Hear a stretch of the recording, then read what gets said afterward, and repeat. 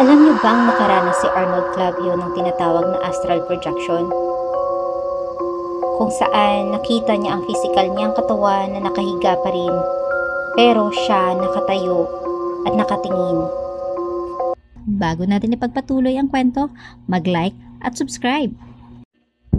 Alam mo ba na may kakaibang karanasan ang ilang tao kung saan tila humihiwalay ang kanilang diwa sa katawan?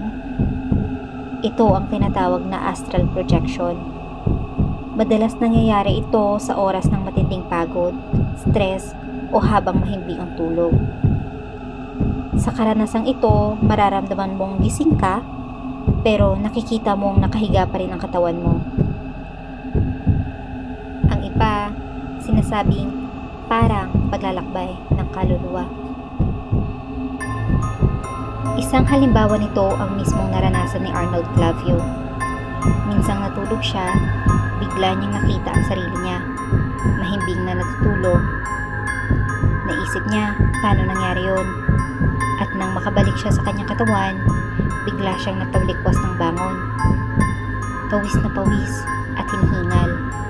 Hindi niya mapaliwanag pero alam niyang totoo ang karanasang iyon. Pero hindi lang si Arnold ang nakaranas nito. Si Rodel, isang baguhang nurse. Si Rodel ay baguhang nurse na dumaan sa nakakatakot na karanasan. Galing siya sa matagal na duty sa operating room. Pagod na pagod siya at halos wala ng lakas para magpalit ng damit. Kaya, pagka-uwi niya, nakaputing uniform pa rin, agad siyang tumapa sa kama para makatulog. Sa totoo lang, hindi na bago kay Rodel ang pakiramdam ng tila humihiwalay ang kanyang diwa sa katawan. Ilang beses niya na itong naranasan noon. Pero ngayong gabi, kakaiba ang lahat. Bago pa man niya ibuka ang kanyang mga mata, damanan niyang magaan ang kanyang pakiramdam. Para bang lumulutang. At nang tuluyan niyang idilat ang kanyang paningin, nindig ang kanyang balahibo. Nakita niya ang sarili niya mismo. Nakahiga sa kama, suot pa rin ang kanyang puting uniforme.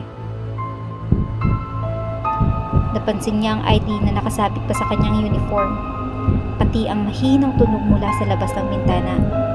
Lahat malinaw, lahat totoo. Sa isip niya, baka ito na ang tinatawag na astral projection. Pero may kakaiba, parang may malamig na presensya sa paligid. Si Rodel ay baguhan pa lang sa trabaho.